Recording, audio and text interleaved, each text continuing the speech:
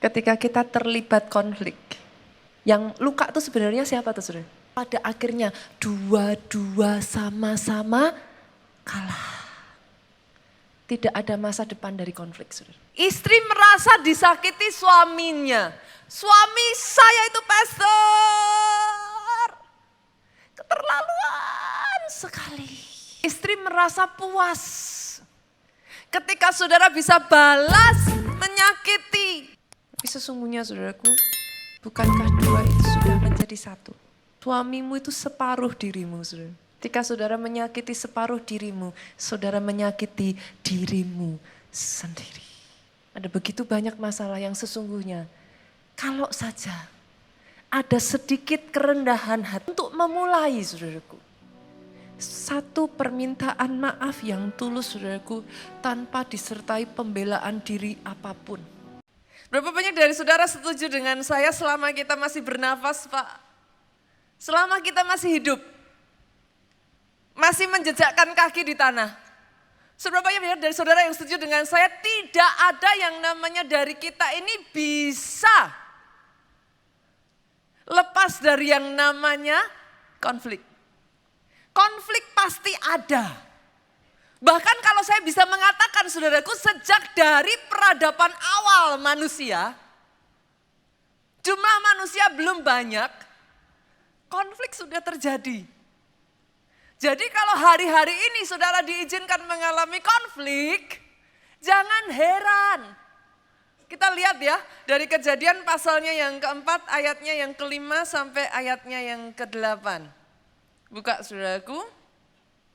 Kejadian pasalnya yang keempat. Kejadian adalah kitab yang paling awal saudaraku dari Alkitab kita. Dan ini baru pasal keberapa saudara? Pasal keempat. Jadi ini sangat awal sekali saudara. Kita baca ya bergantian, ayat 5 saya bacakan, saudara ayat 6 kita bergantian sampai ayat ke-8. Tetapi Kain dan korban persembahannya tidak diindahkannya.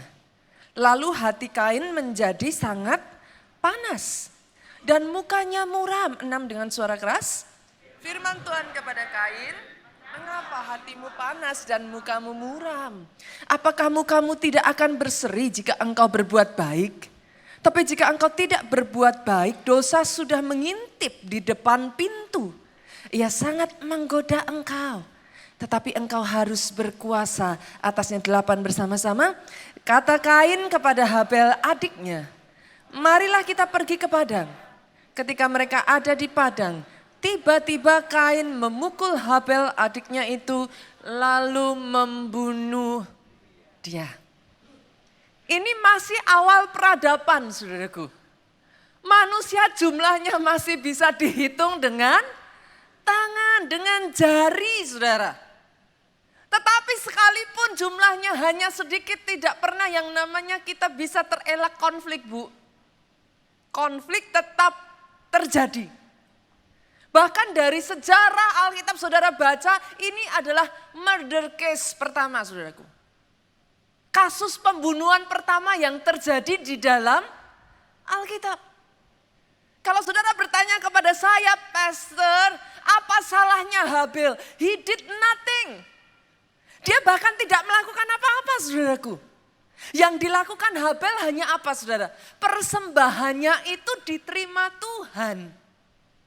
Sedangkan persembahan Kain kakaknya tidak diterima oleh Tuhan. Habel bahkan tidak melakukan kesalahan apapun.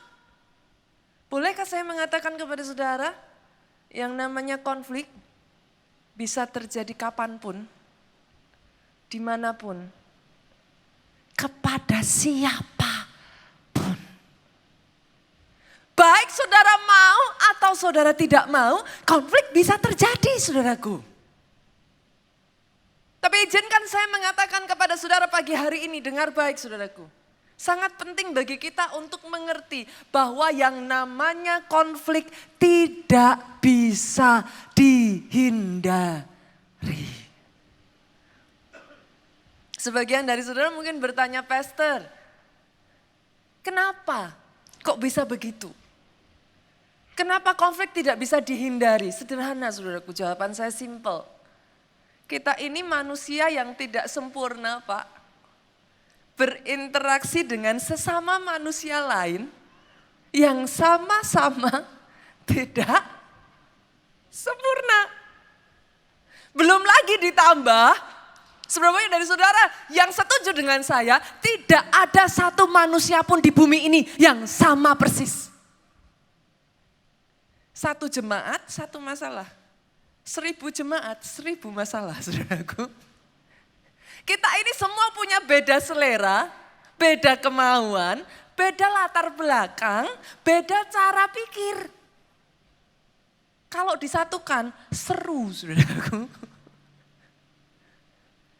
Itu sebabnya hari ini poin saya yang pertama, saya ingin mengatakan ini kepada saudara, ada begitu banyak orang menghindari yang satu ini. Tapi bolehkah saya mengatakan konflik tidak pernah bisa dihindari. Konflik selalu ada, saudara. Tapi saya akan masuk yang selanjutnya, dengar baik. Sekalipun konflik tidak bisa dihindari, ada perbedaan antara terlibat konflik dengan terikat konflik. Saya ulang ya saudaraku, konflik tidak bisa dihindari. Tapi ada perbedaan antara kita terlibat konflik, yang namanya terlibat konflik, semua orang terlibat konflik. Tapi terikat konflik, it is a choice. Itu adalah satu pilihan. Terlibat konflik tidak bisa dihindari, saudara. Tapi doa saya pagi hari ini, tidak ada satu pribadi di tempat ini yang mengizinkan dirinya, hidupnya terikat dengan konflik. Saudara bisa belajar dari sejarah, saudaraku. Orang-orang hebat di dalam Alkitab. Mereka terlibat konflik, yes. Tapi keputusan mereka untuk merdeka dari konflik itulah yang membuat mereka bisa dipakai Tuhan secara luar biasa. Masih ingat kisah Abraham, saudaraku? Kurang hebat apa Abraham ini, saudaraku? Bapak banyak bangsa, bapak orang beriman. Apa enggak pernah terlibat konflik, Pak? Terlibat konflik dengan siapa? Lot. Lot itu siapa? Lot itu bahkan saudara Abraham sendiri. Anak dari kakaknya Abraham, saudaraku. Lot ini adalah apa bahasanya kalau kita, saudara? Keponakan, saudara. Satu ketika saudara bisa baca di dalam Alkitab sampai meruncing sekali masalahnya, saudara. Gembalanya Abraham bertengkar dengan gembalanya Lot. Terlibat masalah enggak? Yes. Tapi masih ingat satu kisah di mana Abraham berdoa, saudara. Ketika Sodom dan Gomora akan dibinasakan. Masih ingat, saudaraku? Lot memilih jalan untuk tinggal di Sodom. Sekalipun Abraham terlibat konflik dengan Lot, dia memperjuangkan Lot sampai titik darah terakhir, saudara. Dari doa Abraham itulah Tuhan mengirim malaikat untuk menyelamatkan Lot dan seisi keluarganya. Abraham terlibat konflik, saudaraku, tapi dia memutuskan untuk merdeka dari konflik. Saya tidak tahu dengan masalah saudara, apakah hari-hari ini ada di antara saudara yang terlibat dari konflik, saudara. Tapi bolehkah saya mengatakan, putuskan untuk merdeka dari konflik. Kenapa saya katakan demikian, saudaraku? Konflik itu hanya akan membuat kita tumpul. Oh yes, yes. Tumpul apa? Coba saudara renungkan. Yang namanya orang terlibat konflik, tumpul sukacita, saudara. Itu? Bisa? Ada konflik, saudara, oh yes, konflikku banyak. Bisa? Gak mungkin. Orang yang terlibat konflik, saudaraku, semakin banyak konflik yang saudara hadapi, semakin tumpul sukacita kita. Orang yang terlibat konflik yang terjadi apa, saudara? Ujung-ujungnya kalau boleh saya mengatakan yang ada hanya pahit. Kalau sudah hidupnya pahit, saudara, memangnya kerja enak, saudara. Halo, di sini pernah ada yang mengalami konflik? Boleh saya lihat tangan-tangan terlambai? Saya tanya, saudara, kalau konfliknya banyak, kerja itu semangat atau kerja malas, saudara? Malas. Tiap hari bangun tidur yang ada rasanya sudah capek. Enggak ngapa-ngapain juga sudah Capek.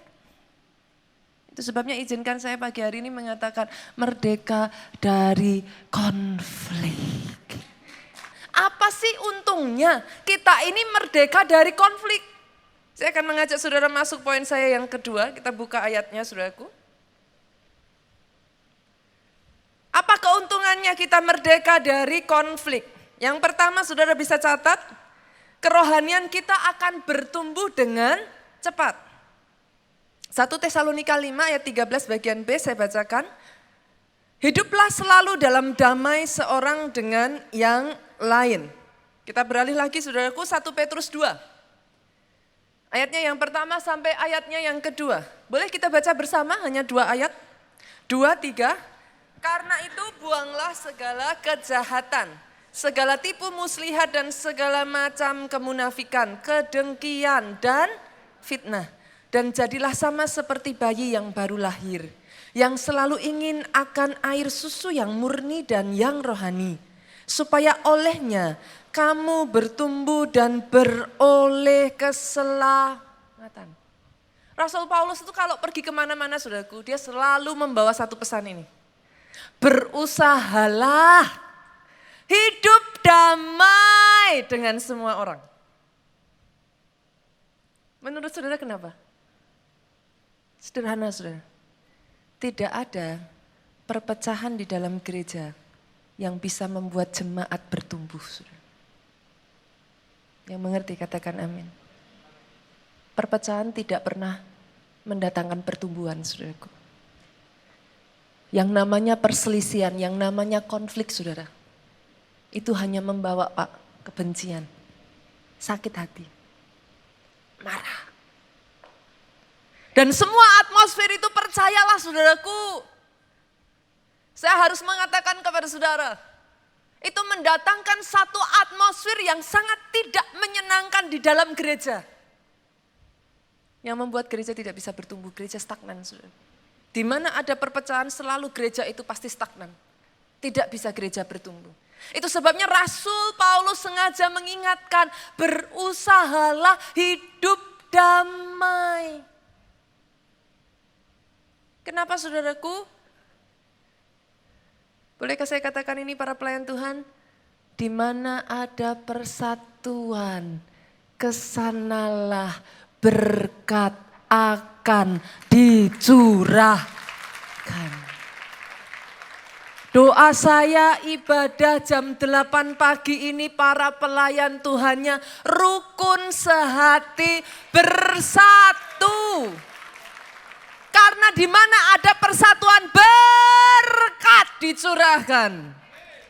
Dari tempat ini saudaraku ibadah jam 8 ini ketika ada persatuan bukan hanya sampai segini saudara. Sampai di belakang, di ujung paling belakang.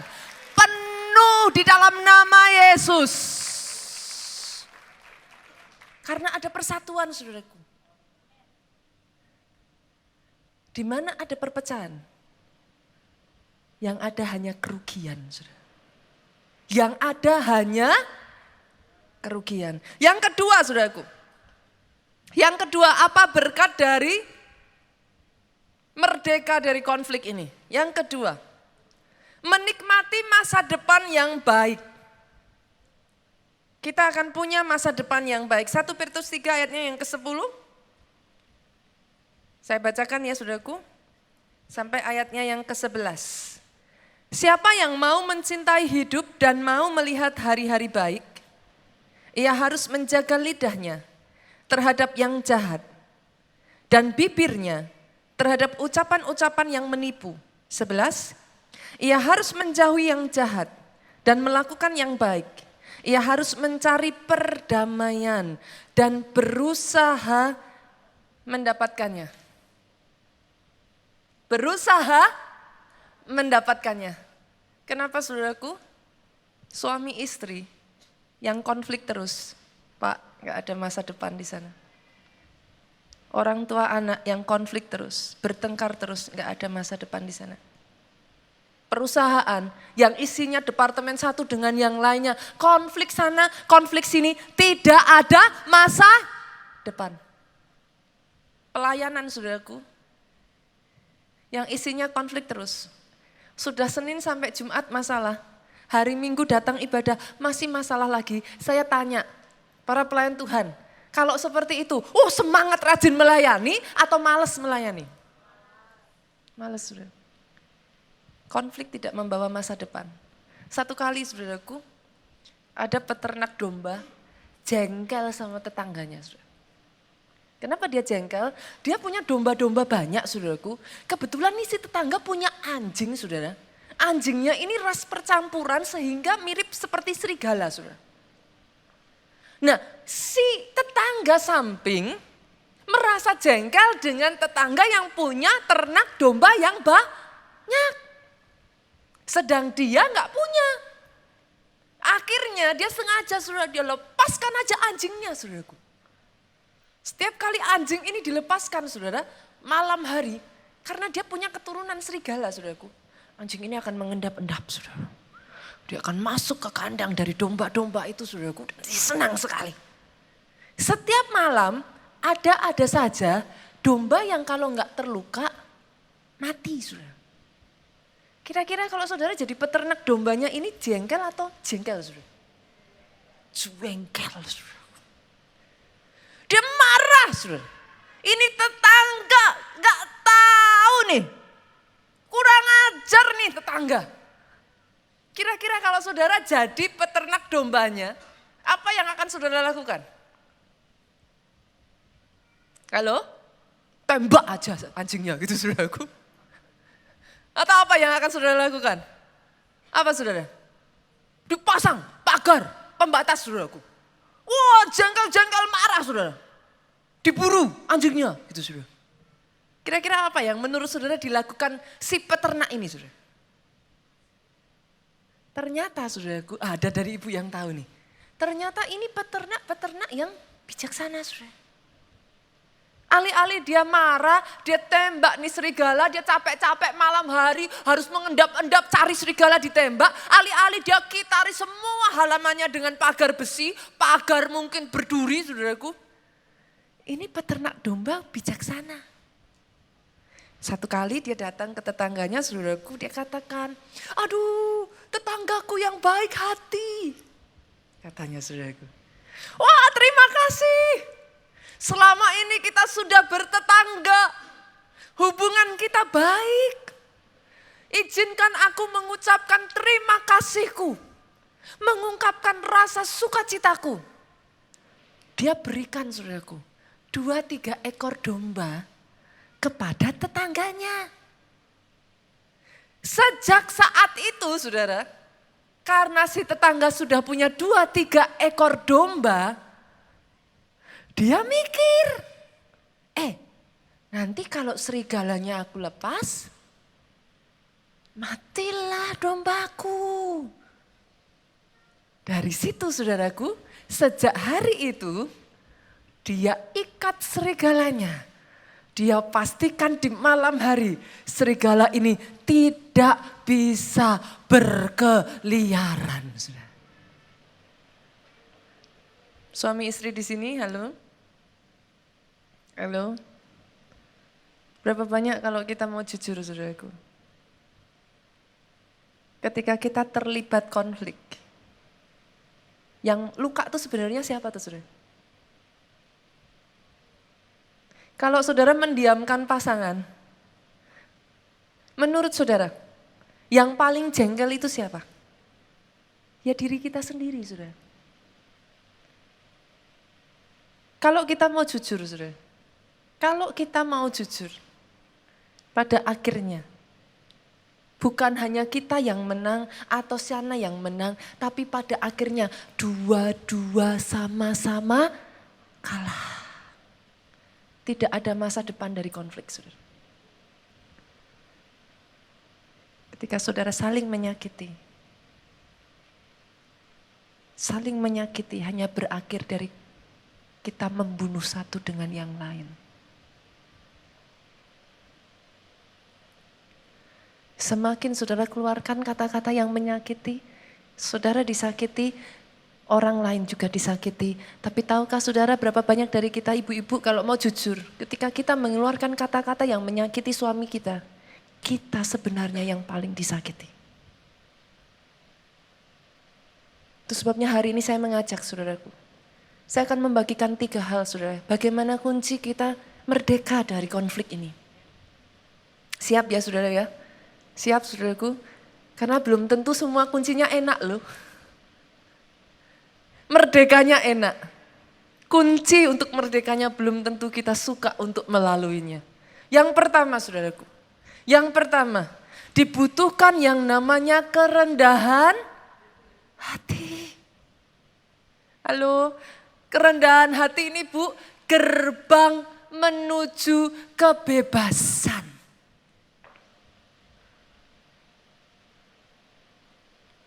Hampir 90% masalah konflik sebenarnya bisa selesai asalkan ada salah satu yang mau merendahkan hati. Masalahnya saudaraku seringkali konflik tidak selesai. Istri merasa disakiti suaminya. Suami saya itu pastor. Keterlaluan sekali.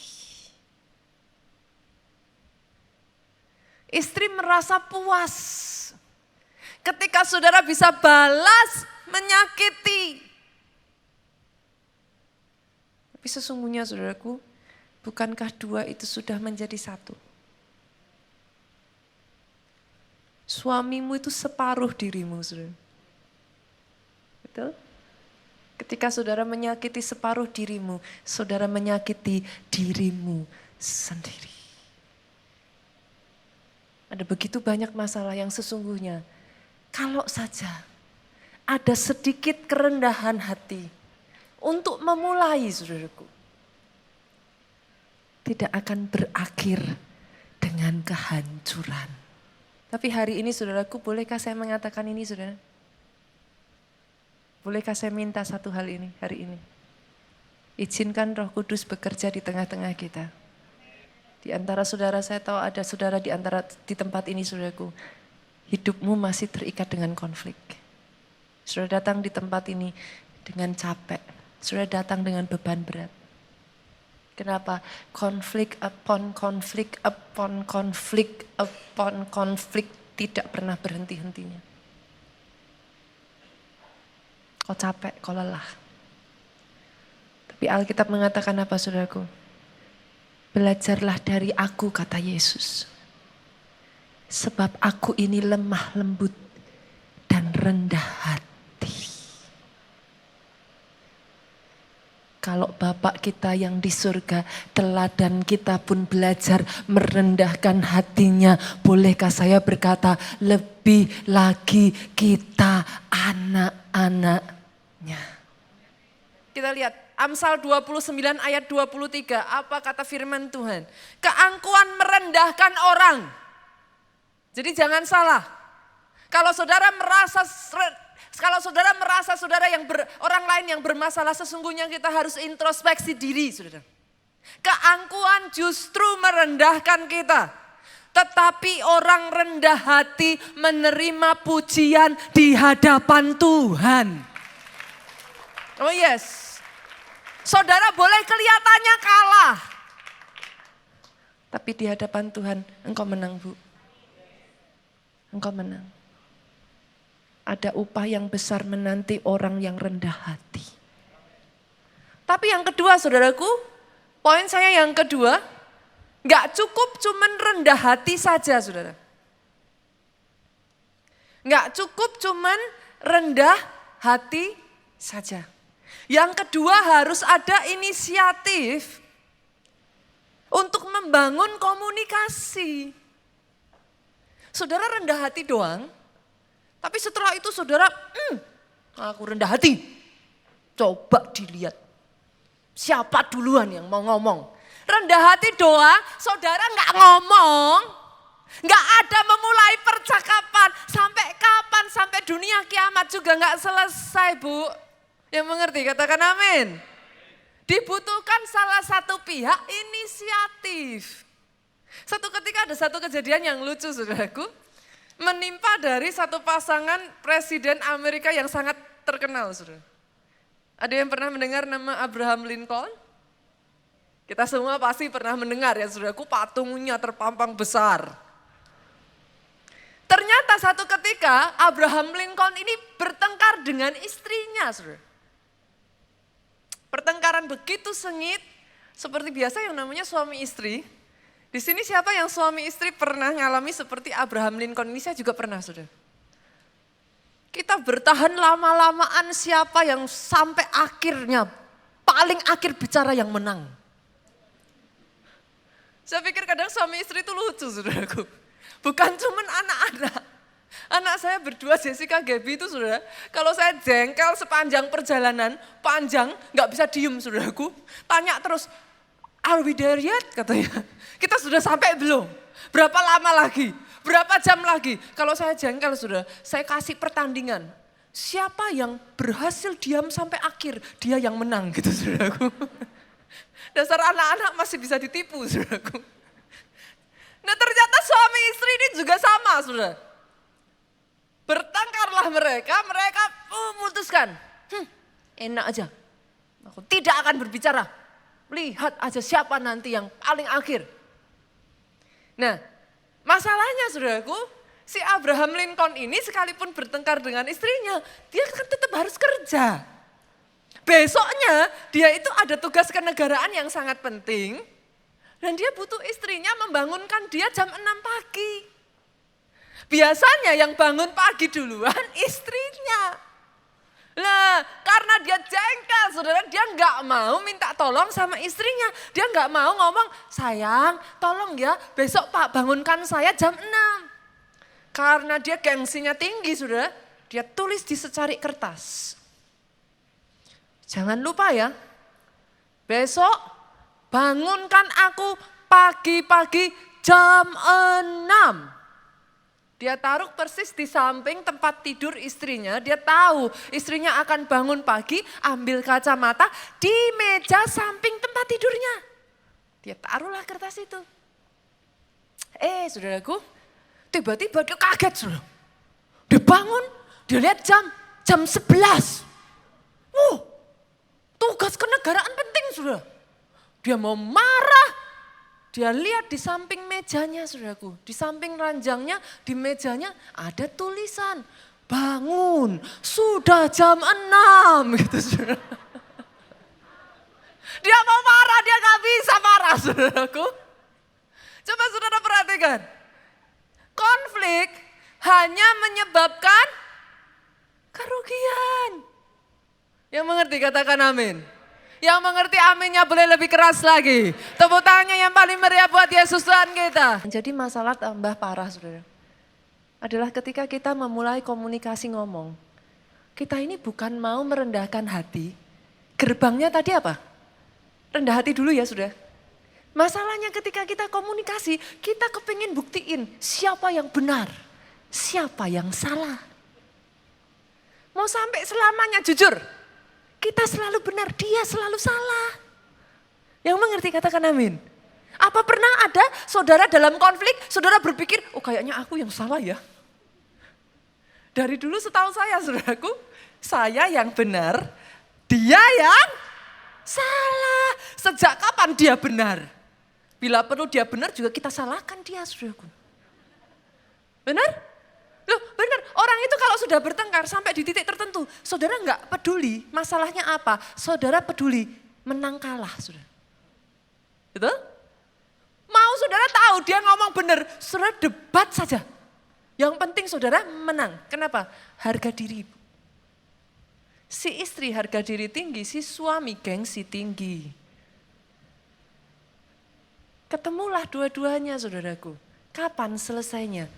Kalau saudara memulai komunikasi, perhatikan yang pertama saudaraku. Yang pertama, kunci komunikasi yang pertama, jangan lupa gerbangnya rendah hati dulu. Setelah gerbangnya rendah hati Pak, datang sama Tuhan dulu saudara. Bereskan sama Tuhan dulu. Orang yang hatinya masih sakit, gak akan bisa mengampuni. Minta kasih yang dari Tuhan mengguyur kita dulu saudaraku. Penuhi kita dulu. Saudara nggak peduli mau pendeta, mau pelayan Tuhan tingkat tinggi macam apa juga, sakit hati tetap sakit hati Bu. Kadang tuh saya heran saudara, ada jemaat tanya, memangnya pendeta bisa bertengkar, Bu. Loh, pendeta kalau bertengkar lebih parah, saudara. Dua-dua keluar ayat, saudara. Ya selesai, saudaraku. Jadi yang pertama, saudaraku, gerbangnya rendah hati dulu. Tapi setelah itu, datang di hadapan Tuhan dulu. Enggak peduli siapa yang salah, siapa yang benar, saudara. Ketika saudara memulai komunikasi, bukan siapa salah, siapa benar. Sekalipun saudara 99% betul, dia 1% betul. Kita yang salahnya hanya 1%, datang minta maaf terlebih dulu. Ini yang dilakukan satu orang yang begitu luar biasa, saudaraku, Abigail. Kita buka ayatnya, 1 Samuel pasal 25, ayat 23 sampai 28. Bantu saya ya saudara, kita baca bergantian ya. Ketika Abigail melihat Daud, segeralah ia turun dari atas keledainya. Lalu sujud menyembah di depan Daud dengan mukanya sampai ke tanah. 24. Ia sujud pada kaki Daud serta berkata, "Aku sajalah ya Tuanku yang menanggung kesalahan itu. Izinkanlah hambamu ini berbicara kepadamu dan dengarkan perkataan hambamu ini." Sebelum kita lanjutkan saudaraku, ini sebenarnya apa yang terjadi? Ada yang masih tahu, masih ingat ceritanya saudara? Daud itu setelah sekian tahun saudara, dia itu menjaga harta kekayaannya Nabal. Dia yang kalau posisi sekarang ini, dia ini kepala keamanannya saudara. Dia memastikan Nabal itu tidak diganggu oleh perampok sehingga menjadi semakin kaya saudaraku. Nah ceritanya di hari raya, wajar ya kita di Indonesia pun tahu ya saudaraku kalau hari raya ada sih yang namanya apa saudara? THR, betul? Ada yang namanya apa di hari raya? Kita kasih parsel. Itu wajar saudaraku. Nah ceritanya di hari raya itu Daud nyuruh utusannya ngomong sama Nabal. Aku sudah jaga ternakmu, aku sudah memastikan semuanya aman. Sudilah kiranya kau memberikan kepada hambamu ini makanan, roti. Alih-alih mengucapkan terima kasih saudaraku, Nabal menantang Daud. Dia katakan, kamu orang kurang ajar. Mengata-ngatai Daud saudaraku. Daud panas saudara. Ini anak gak tahu diuntung, habisi saja saudara. Nah coba kita lihat, kita lanjutkan ayat 25 tadi. Kita lanjutkan ya. Janganlah kiranya tuanku mengindahkan Nabal, ini Abigail istrinya. Orang yang dursila itu, sebab seperti namanya demikianlah ia. Nabal namanya dan bebal orangnya. Tetapi aku hambamu ini tidak melihat orang-orang yang tuanku suruh. 26 dengan suara keras. Oleh sebab itu tuanku, demi Tuhan yang hidup dan demi hidupmu yang dicegah Tuhan daripada melakukan hutang darah dan daripada bertindak sendiri dalam mencari keadilan, biarlah menjadi sama seperti Nabal musuhmu dan orang yang bermaksud jahat terhadap tuanku. Oleh sebab itu pemberian yang dibawa kepada tuanku oleh budakmu ini biarlah diberikan kepada orang-orang yang mengikuti tuanku. 28 bersama, ampunilah kiranya kecerobohan hambamu ini, sebab pastilah Tuhan akan membangun bagi tuanku keturunan yang teguh. Karena tuanku ini melakukan perang Tuhan dan tidak ada yang jahat terdapat padamu selama hidupmu. Saya tanya saudara, Abigail ini datang sama Daud terus ngomong seperti ini saudaraku. Aku ini yang salah, aku yang ceroboh. Waktu tadi utusanmu datang, aku gak lihat. Jadi ampuni aku yang salah. Saya tanya saudara, kira-kira apa memang benar yang salah Abigail? Loh salahnya siapa?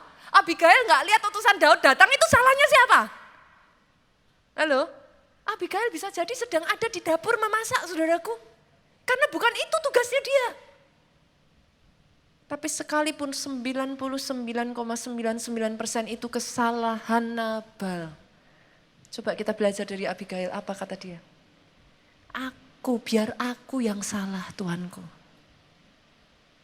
Ampuni suamiku. Poin saya yang terakhir, yang ketiga saudara.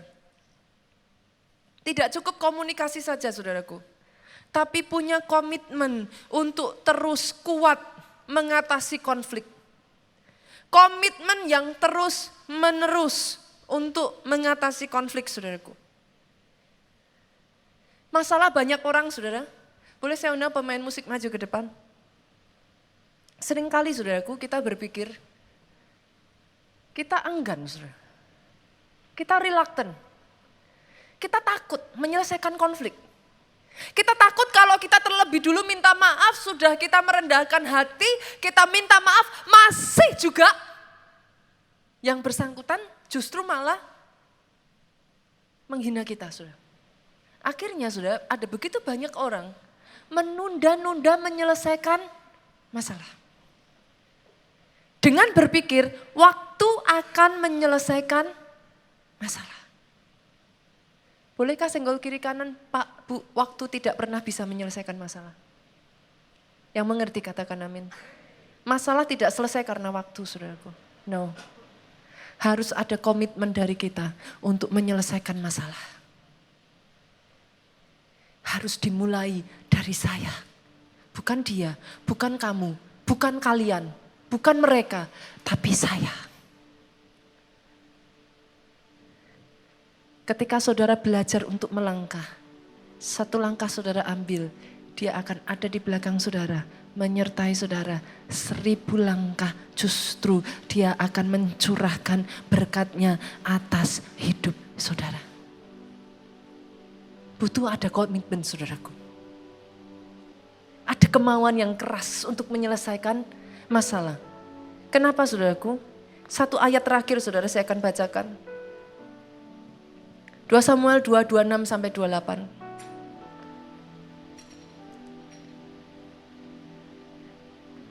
Berserulah Abner kepada Yoab, haruskah pedang makan terus-menerus? Tidak tahukah engkau bahwa kepahitan datang pada akhirnya? Berapa lama lagi engkau tidak mau mengatakan kepada rakyat itu supaya mereka berhenti memburu saudara-saudaranya? Jawab Yoab, demi Allah yang hidup, sekiranya engkau berbicara tadi, maka tentulah sudah dari pagi rakyat menarik diri dari memburu saudara-saudaranya. Lalu Yoab meniup sangkakala dan seluruh rakyat berhenti. Mereka tidak lagi mengejar orang Israel dan tidak berperang lagi. Perhatikan ke depan, saudara. Siapa Abner? Siapa Yoab? Abner ini panglimanya Saul, saudara. Pada saat itu bangsa Israel terbagi menjadi 2. Mereka disebut Israel dan Yehuda, saudara. Israel dipimpin oleh Saul, Yehuda ada di bawah Daud, saudaraku. Yoab ini panglimanya Daud. Satu titik mereka berdua ini berperang, saudara. Kalau mau kita lihat kembali, saudara, mereka ini sebenarnya satu bangsa. Betul ya, saudara? Mereka saling menyerang.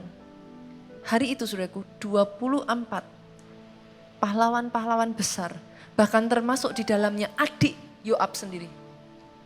Adik kesayangan Yoab sendiri, saudaraku, hari itu mati tertikam pedang, saudara. Sampai di satu titik tertentu, Abner berkata, dalam bahasa sehari-harinya dia berkata, mau berapa lama lagi sih? Mau sampai kapan pedang makan manusia? Apakah terus-menerus pedang makan darah? Sampai di satu titik Abner berkata, sudahlah, hentikan peperangan ini. Tapi yang paling menyedihkan, saudaraku, kalau saudara baca jawaban dari Yoab tadi, saudara. Apa yang Yoab katakan? Seandainya sejak pagi tadi kau mengatakan itu. Saya yakin, saudaraku, kenapa Yoab mengatakan itu? Mungkin kalau pagi itu Abner mengatakan yang sama, adik Yoab tidak akan meninggal di peperangan hari itu. Seandainya pagi itu kau mengatakan, maka sudah berhenti saat ini peperangan ini.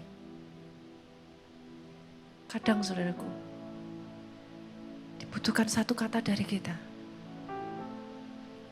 Hanya butuh satu permintaan maaf, saudara. Permintaan maaf tanpa alasan. Permintaan maaf tanpa embel-embel, saudara. Sorry ya, tapi kamu sih yang duluan. No.